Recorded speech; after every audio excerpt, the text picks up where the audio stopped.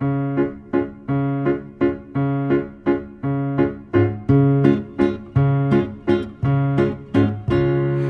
んぐりをたどってもつきません。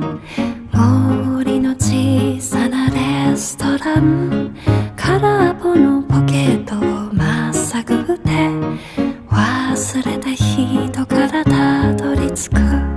予約は一つもありません。森の小さなレストラン、空席だらけのランチ時、小鳥がパタパタ笑ってる。チュルチュンチュンチュンチュンチュンチュルチュン、チュルチュンチュン